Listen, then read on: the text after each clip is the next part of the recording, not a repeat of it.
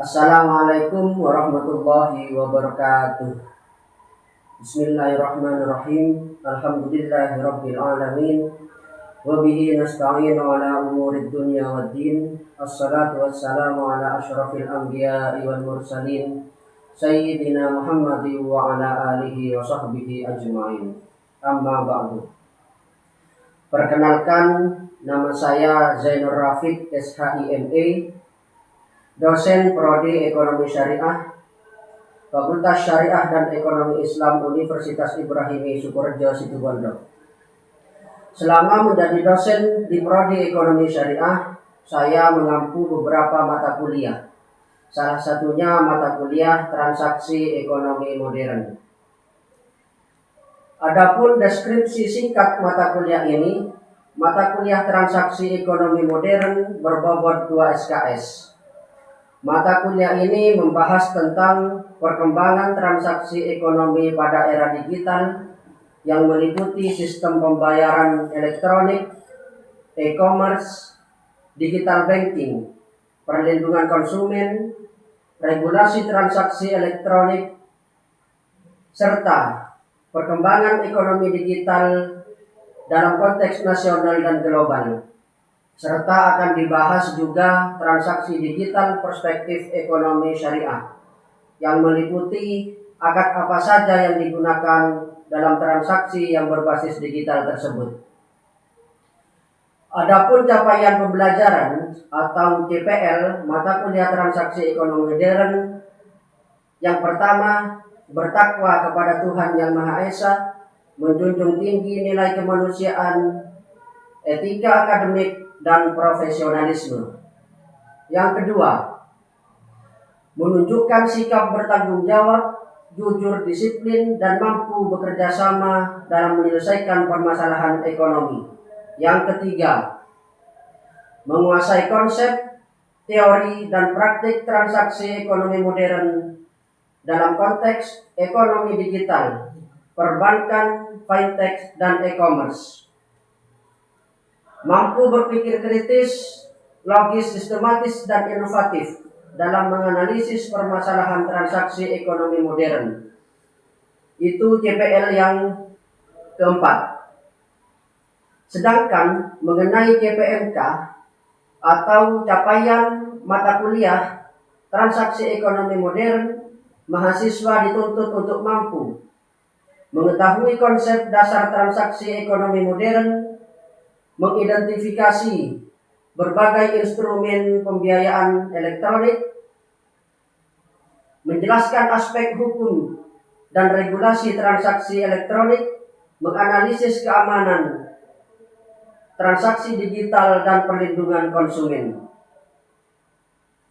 Yang terakhir atau kelima, menyusun solusi terhadap permasalahan transaksi ekonomi modern berdasarkan studi kasus. Mata kuliah transaksi ekonomi modern yang saya ampu ini selama 1 semester dengan 16 tatap muka. Diawali dengan kontrak perkuliahan, dilanjutkan dengan penyampaian materi serta UTS atau ujian tengah semester, dan ditutup dengan UAS atau ujian akhir semester. Adapun topik bahasan mata kuliah transaksi ekonomi modern, materi yang disampaikan kepada mahasiswa sebagai berikut. 1. Konsep dasar transaksi ekonomi modern meliputi definisi, tujuan, manfaat, jenis, dan lain-lain. Kedua, instrumen atau macam-macam transaksi modern yang berkembang masa sekarang. Ketiga, akad-akad yang digunakan dalam transaksi modern.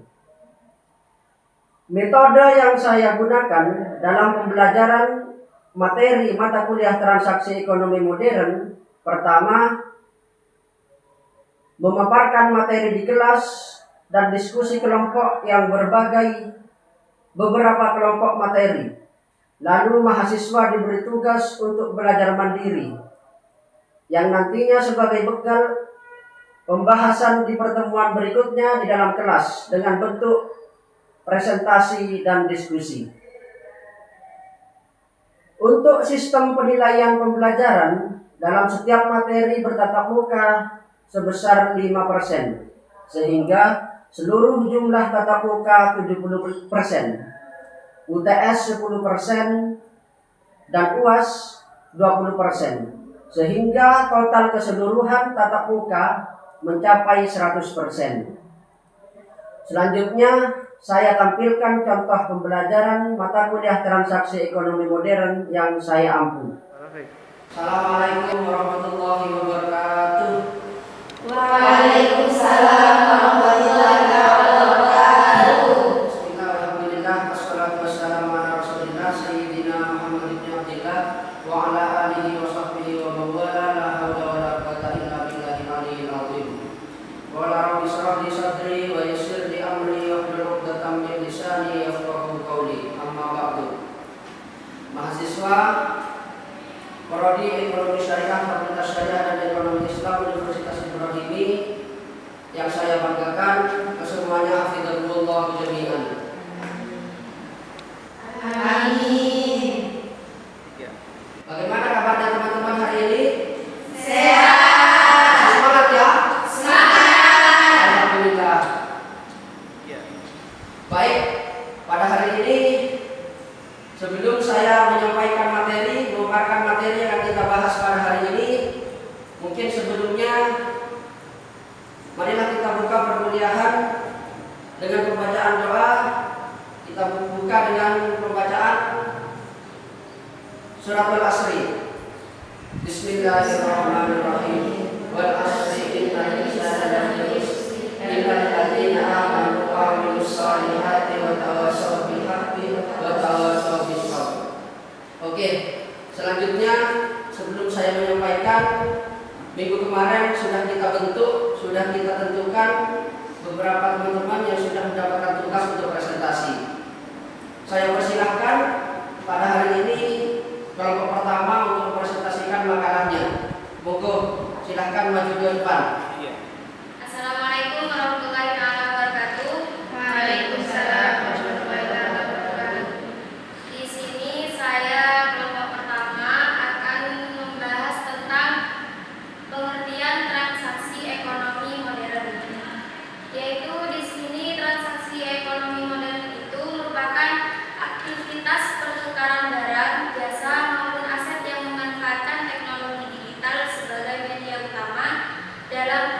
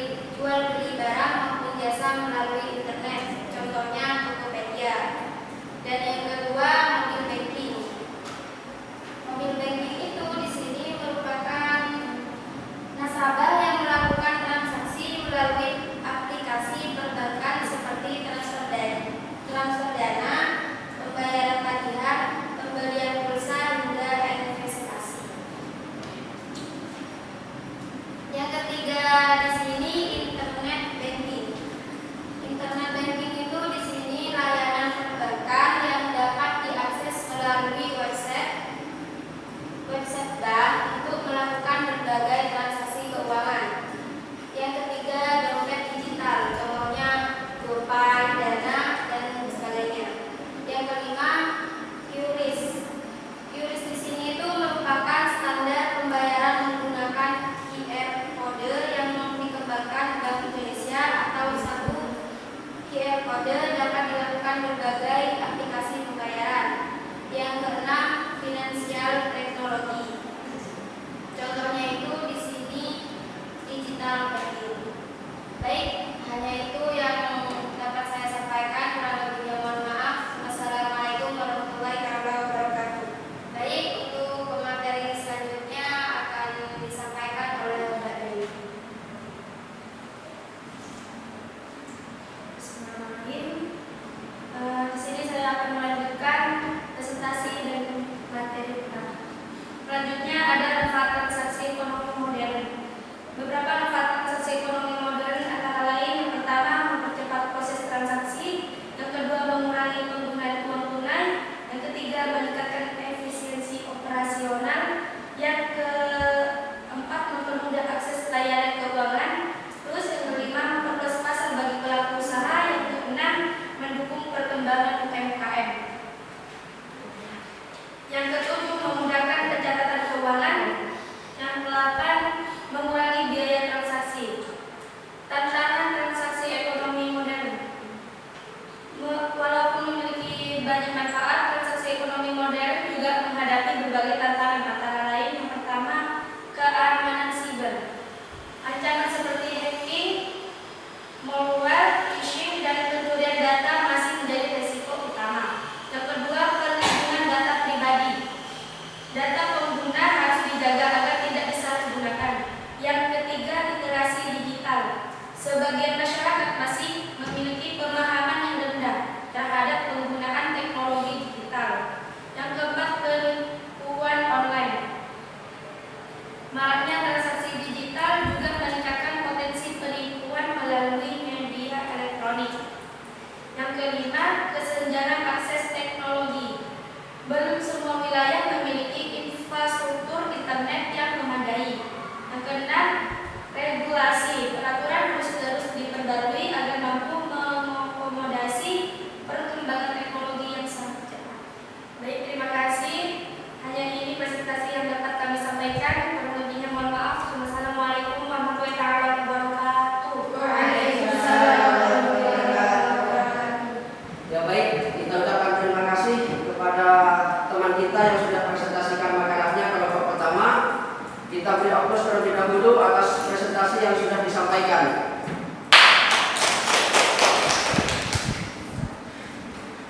Ya, selanjutnya saya akan menambahkan sedikit apa yang sudah disampaikan oleh teman kita tentang materi pada hari ini, yaitu tentang transaksi ekonomi modern.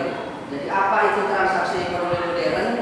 Tadi sudah dijelaskan bahwasanya transaksi ekonomi modern merupakan aktivitas atau merupakan kegiatan yang dilakukan oleh pembeli atau penjual yang memanfaatkan teknologi, yaitu pada intinya ya, dan memanfaatkan internet. Jadi transaksi ekonomi modern itu tidak bisa kita lakukan tanpa dengan adanya internet ya. Tadi juga dijelaskan mengenai karakteristik.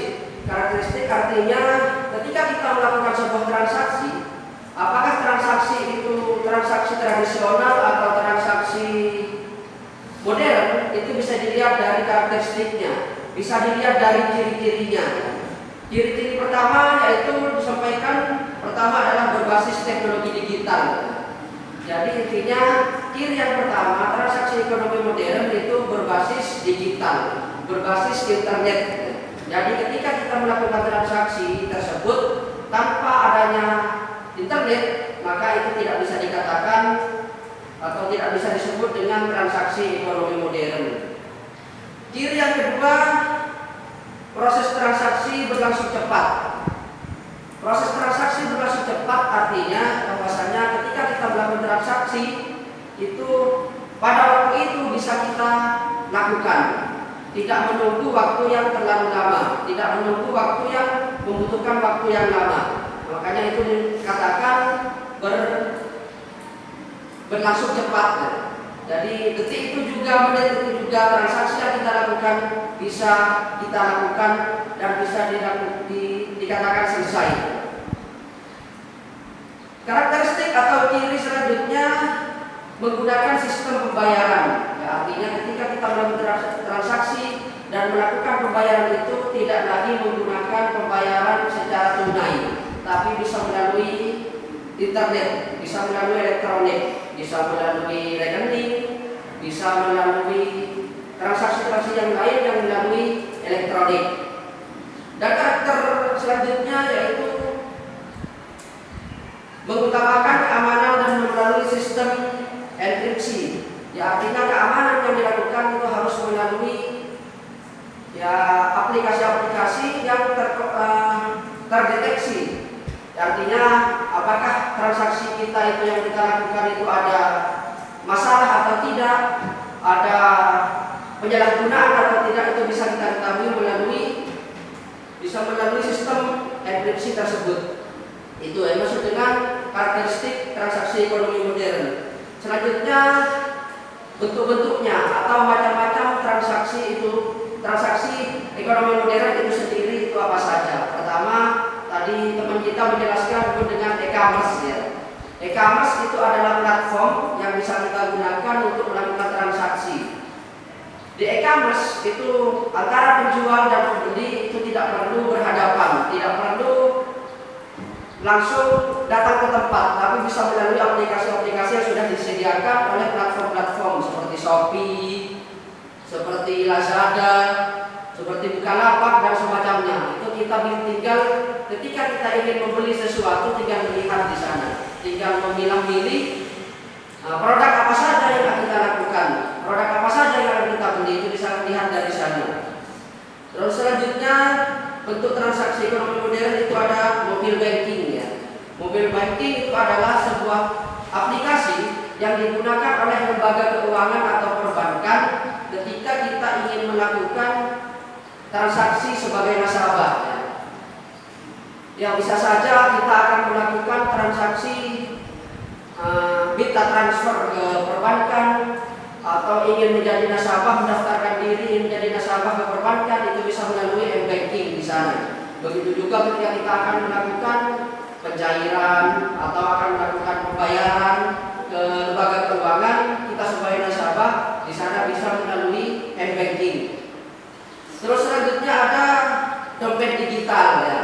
Dompet digital itu adalah sebuah aplikasi untuk menyimpan uang.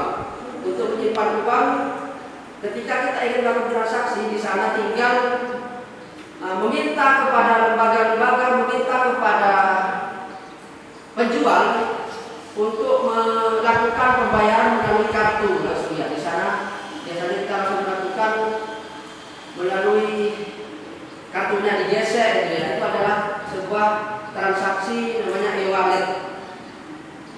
Dan selanjutnya mengenai manfaatnya. Manfaat tadi juga dijelaskan, manfaat transaksi ekonomi modern. Namun sebelum saya lanjutkan, teman-teman sudah sampai di sini bisa memahami ya penjelasan saya. Ya. Selanjutnya tentang manfaat. Manfaat transaksi ekonomi modern pertama adalah mempercepat proses transaksi ya. Proses transaksi yang bisa kita lakukan seketika juga bisa kita lakukan. Kedua, mengurangi penggunaan uang tunai ya. Ya, kita tidak repot-repot bawa uang sudah. Ya, jadi dompet kita, mungkin tas kita isinya bukan lagi uang, tapi bisa kartu kredit, bisa kartu-kartu yang lain ya. Itu adalah salah satu manfaat transaksi ekonomi modern. Saya akan membahas tentang atau menjelaskan pihak-pihak yang ada di dalam transaksi atau disebut juga pelaku transaksi. Yang pertama adalah pemberi dana atau pembeli. Pemberi dana adalah pihak yang memberikan sejumlah uang atau kegiatan pembelian suatu produk barang atau jasa dalam transaksi. Pihak yang kedua, pemberi dana. pihak kedua penerima dana atau penjual. Penerima dana adalah pihak yang menerima uang dari kegiatan transaksi tersebut. Itu adalah pihak-pihak yang ada dalam transaksi. Selanjutnya, alat bukti di dalam transaksi. Apa saja yang menjadi alat bukti ketika kita melakukan transaksi? Yang pertama adalah kwitansi. Alat bukti penerimaan atau penyerahan uang secara tunai.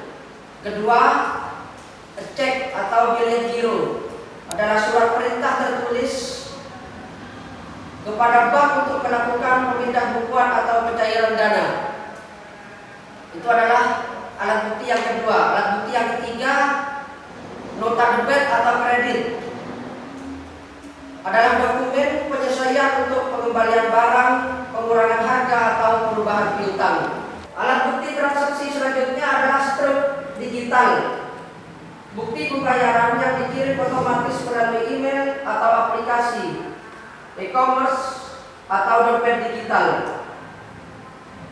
Dan alat selanjutnya adalah bukti transfer atau e-banking, tangkapan layar, screenshot atau riwayat transfer yang mencantumkan nomor referensi, tanggal, dan nominal. Namun perlu juga ketika kita membahas transaksi tradisional ataupun transaksi ekonomi modern, kita sebagai mahasiswa ekonomi syariah juga perlu membahas tentang transaksi perspektif Islam. Apa itu transaksi perspektif Islam? Transaksi dalam hukum Islam itu disebut al-muamalah atau sering juga disebut fikih muamalah. Fikih muamalah adalah cabang ilmu dalam fikih atau hukum Islam yang mengatur hubungan antar manusia dalam konteks sosial dan transaksi komersial. Ketika muamalah dilaksanakan, maka di dalamnya juga ada akad yang mengatur. Jadi transaksi yang kita ketahui, yang sudah kita pelajari tadi definisinya, ketika kita membahas juga tentang transaksi perspektif Islam, maka muamalah disebut juga dengan, maka transaksi disebut juga dengan al-muamalah di sana. Jadi muamalah itu adalah suatu aturan atau cabang yang mengatur tentang transaksi antar manusia menurut Islam. Dan di sana ketika kita melakukan transaksi juga akan dibahas tentang yang namanya akad. Akad itu apa? Jadi pengertian akad adalah para fuqaha mendefinisikan akad sebagai perikatan antara ijab dan qabul yang dibenarkan syara, yang menetapkan persetujuan kedua belah pihak. Ijab merupakan permulaan penjelasan yang keluar dari salah seorang yang berakad, sedangkan qabul adalah jawaban dari pihak lain atau pihak kedua setelah adanya ijab. Itu masuk dengan akad. Jadi sederhananya, akad adalah kesepakatan atau perjanjian kontrak yang menjadi dasar hukum, syarat, dan etika sebuah kesepakatan. Dari penjelasan yang sudah saya jelaskan, yang sudah saya paparkan dari awal, kita membahas tentang transaksi tradisional, transaksi ekonomi modern, dan juga tadi sudah dibahas tentang perspektif ekonomi syariah atau perspektif ekonomi Islam. Ketika kita sudah mengetahui bahwasanya transaksi menurut perspektif Islam itu disebut juga dengan al-muamalah. Disebut juga dengan al-muamalah. Nah, ketika kita melakukan al-muamalah, di sana pasti ada yang namanya akad. Ya. Tadi sudah kita pelajari.